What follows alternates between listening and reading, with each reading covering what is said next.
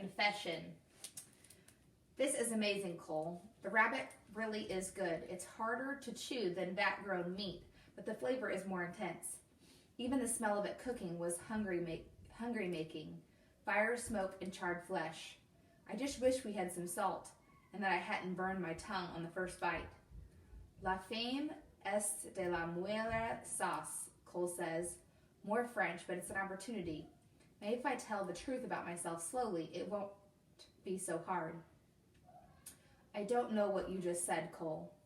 Halfway through a bite, he looks up at me. His fingers shine with grease, and there's blood on his shirt from skinning the rabbit. Hunger is the best sauce. You never heard that before? Not the proverb. I don't know French. I've been faking it. He laughs. Stop it, Rafi. I've watched your appearances in Monterey. You're practically fluent. Not really, I say. You see, studying French takes time away from learning to kill people. Cole chews thoughtfully. I don't know why you're saying this, but I've seen you. No Serrano is that good. Tu parles francisas. Maybe this is a bad idea, revealing my lies to get him to trust me, but they're all I've got.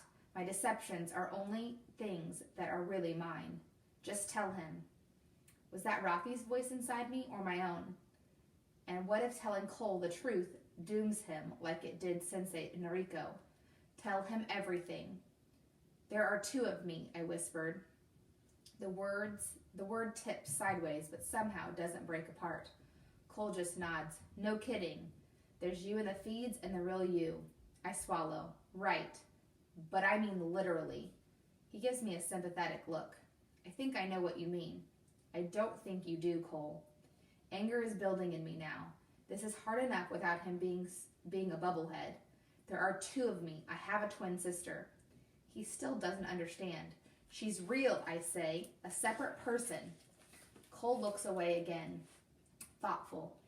He tears a last piece of flesh from the rabbit's leg, swallows it, drops the bone into the fire.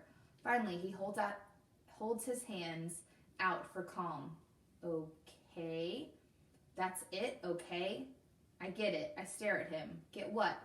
What it must be like being you, your mother dead before you were conceived, tutors instead of school, a bubble of drones and bodyguards around you, and at the center of it all, a father like him. My anger sputters. I have no idea what Cole's babbling about. And that's only the start, he continues. My mother told me about the body scans, Rafi, what your trainers must have done to you, and being taught to use the abomination. He gestures at the pulse knife lying next to me. I speak through clenched teeth. What does that have to do with my sister? Cole looks away like he's embarrassed again. Growing up under threat, unable to walk around in your own city. That dust watching you, no privacy, but always alone. It must play tricks on your mind. Holy crap, I say. You think Rafi's some kind of delusion?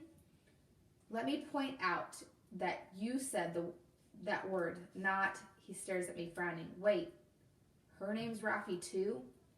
Yes, no, mine isn't. I look up at the sky and let out a scream, which probably doesn't help my case, but there's no going back now. My name is Frey. We are two different people and thus have different names. She's the one you saw in the feeds, the one who speaks French and knows how to design dresses, the one who's smart and witty and knows which fork to use.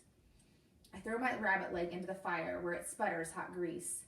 I'm the barbarian, the one who doesn't know anything except killing with ancient weapons. The one who's stupid enough to fall for a spoiled, smug bubblehead like you. My rant comes to a ragged halt. My throat hurts from yelling, and there's a shrieking in my head.